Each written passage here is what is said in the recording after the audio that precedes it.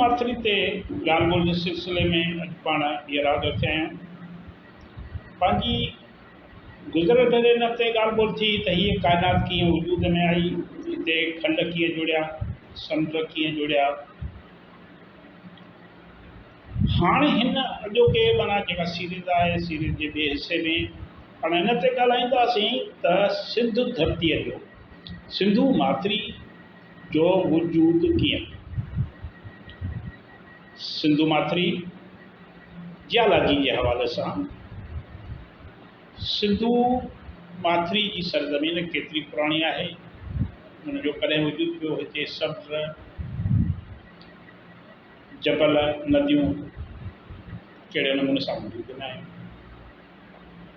हाणे सिंधु माथिरी या ईअं पाण अञा थोरो ॻाल्हि अॻिते वधायूं त बर सगीर हिंद सिंध अॼु खां करोड़े साल अॻु गोंडवाना वॾे खंड जो हिसो, पाण मथे ज़िक्र करे आया आहियूं गोंडवाना खंड जो, त धरतीअ जे टे ज़माने में उत्तर हिंदुस्तान वारो पासो अफ्रीका, सिलून ऐं ऑस्ट्रेलिया सां ख़ुश्कीअ रस्ते ई ॻंढियल, माना इन जे विच में को समुंड कोन। इन जी तस्दीक एच जी रावटी बि कई आहे। उन वक़्तु सिंधु माथिरी जी सरज़मीन समुंड हेठि आयल हुई। धरतीअ जा आलम चवनि था त अॼु खां तक़रीबन 6 करोड़ वरे अॻु सिंध समेत सॼो नंढो खंड टीथिया नाले समुंड हेठि हुई। हाणे अॼु उन समुंड जो वजूद कोन्हे, पर उन वक़्तु इहो समुंड मौजूदु हुयो जंहिंजे हेठि असांजो सॼो ही इलाइक़ो समुंड हेठि हुयो। हिते समुंड जो पाणी छो अॼु जिते ही वफ़ाक़ी पाकिस्तान क़ाइमु आहे, उते क़दीम दौर में समुंड मौजू मारे रहियो हो। अॼुकल्ह जिते दरे ख़ैबर आहे उते वहील मच्छियूं रहंदियूं हुयूं, छाजे करे समुंड हो। इहो उत्तर हिंदुस्तान वारो पासो धरतीअ जे 10 लख साल अॻु ताईं, माना घणो 10 लख साल अॻु ताईं उत्तर अमेरिका जे उत्तर ओलह यानी इलास्का ऐं ॿिए पासे चीन सां मिलियल, जॾहिं त उत्तर हिंदुस्तान वारो पासो अमेरिका जे उत्तर ओलह यानी इलास्का ऐं चीन सां मिलियल हो। त इन ई दौर में हिकिड़ी वॾी बर्फ़बारी थी जेका 6 लख साल अॻु शुरू थी।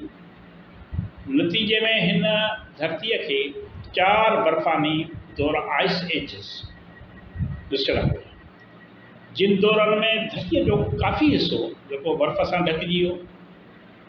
इन बर्फ़ानी दौर जे विच में वरी गरम वक़फ़ा बि ईंदा रहिया। बाद में जॾहिं 20,000 साल अॻु बर्फ़ानी दौर ख़तमु थियो त बर्फ़ घटि पवणु ऐं ॿियनि सबबनि जे करे हिंद ऐं अफ्रीका हिकिड़े खां धार थी ऐं विच ते छोलियूं हणंदड़ समुंड ज़ाहिर थी।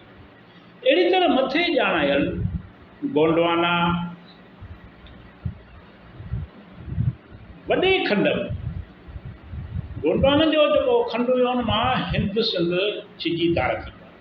इन्हनि ॿिन्ही हिसनि छिजण बि विचो हिसो जेको समुंड में बुॾी वियो, उनखे माहिरनि लेमोरिया जो नालो ॾिनो, छो जो उतां लेमोरिया नाले हिकु जानवर जा हॾ तमामु घणे तइदाद में मिलिया आहिनि।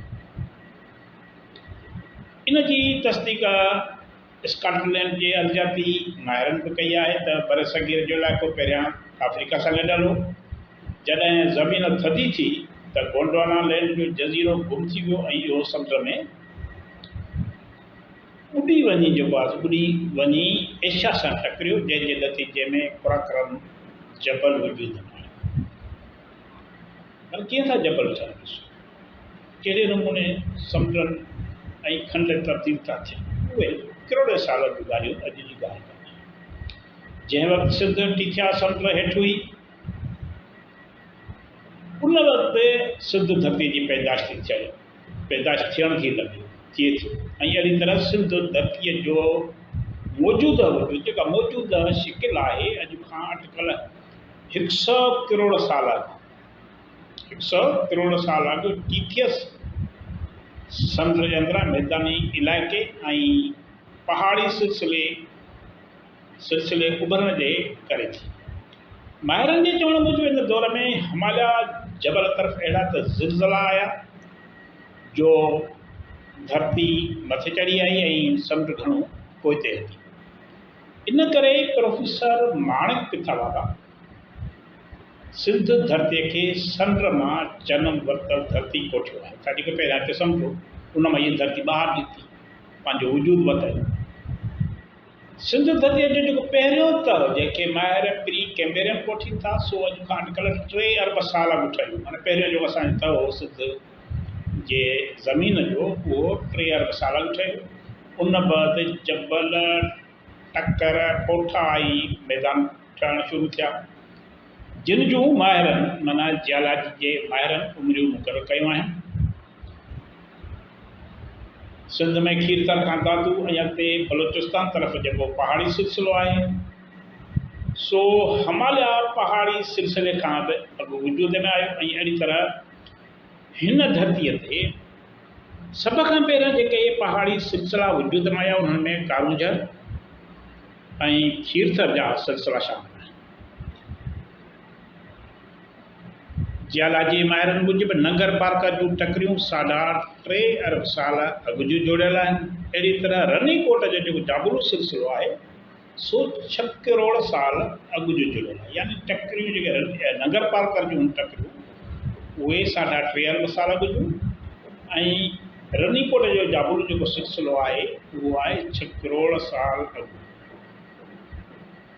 2-2.5 लख साल अॻु समुंड हटी वञी मौजूदा कराची वारे सतह ते बीठो ऐं सिंधूअ जे मैदान मां सिंधू नदी वहणु शुरू थी। माना 2-2.5 लख साल अॻु जॾहिं समुंड हटी थो वञे त हितां सिंधूअ जे मैदान मां सिंधू नदी वहणु शुरू थिए थी। पहिरियां हूंदी पर समुंड उन करे उनजो पाणी जेको जबलनि तां लहंदो हो, ग्लेशियर्स पघरजंदा हुआ तां लहंदो, समुंड में मिली वेंदो हो, नदी ज़ाहिर न हूंदी। पर जॾहिं समुंड हटियो त उनजो वहिकिरो ज़ाहिर थी वियो। माना सिंधू नदी 2.5 लख साल अॻु सिंधू धरतीअ तां वहणु शुरू थी। उन बैदि वरी मौसमी तब्दीलियूं अचनि थियूं ऐं समुंड जी सतह उभरणु शुरू थिए थी ऐं इहो उभार जो सिलसिलो 1 लख साल खां 50,000 साल अॻु ताईं रहियो। हिंद सिंध जे माना हिन जेका बरसगीर जी ज़मीन ते ॿीहर समुंड चढ़ाई शुरू ऐं समुंड जो पाणी कराचीअ वारी सतह खां वरी मथे चढ़े थो। तव्हांजो मौजूदा सिंध जो जेको सूबो आहे पूरी तरह पाणीअ ते अची थो वञे ऐं समुंड जो पाणी मुल्तान जे हदुनि सां टकराइजणु लॻे थो। इन वक़्तु कराची ऐं हैदराबाद लाड़ जा टकर समुंड जे पाणी हेठि ॿुॾल हुआ ऐं शाह बंदर ठटे झिरकनि वारियूं टकरियूं, कोटड़ीअ वारो सुजाणो जबल, हैदराबाद वारो गजो टकर ऐं रनीकोट वारियूं टकरियूं आसपास पाणी हुजण करे ॿेटनि वांगुरु नज़र ईंदियूं, नंढा नंढा ॿेट। उन बैदि वरी समुंड जो पाणी हेठि लहणु शुरू थिए। विदे 5000 क़िबल मसीह ताईं इहो वञी बदीन ऐं साकरे वटि पहुचे थो। उन वक़्तु कच्छ जो ऋण ऐं थर तरफ़ अञा के सदियूं साधाए समुंड छोलियूं हणंदो रहियो, जेकी हिसा घणो पोइ समुंड जे पाणीअ मां आज़ादु थियो। हिन खां पोइ पंहिंजी ॻाल्हि ॿोल थींदी त सिंध जी धरती ते तहज़ीब, इंसानी तहज़ीब थिए शुरू थी। इंसाननि कॾहिं खां रहाइश इख़्तियार कई। पहिरियां कहिड़नि इलाइक़नि में पंहिंजा रूपा जोड़िया, पंहिंजा नंढा घर कखाना हुया या जबलनि जे गारनि खे घर बणायो। उहो सिलसिलो कीअं ऐं कॾहिं शुरू थियो, किथे शुरू थियो, उनजा कहिड़ा सबूत मिलिया आहिनि, पाण उन ते ॻाल्हाईंदासीं। असांखे उमेद आहे त तव्हां हिन सिलसिले खे मुसलसिल ॿुधंदा, पंहिंजी राय ॾींदा, जीअं असांजी रहनुमाई थी सघे। महिरबानी।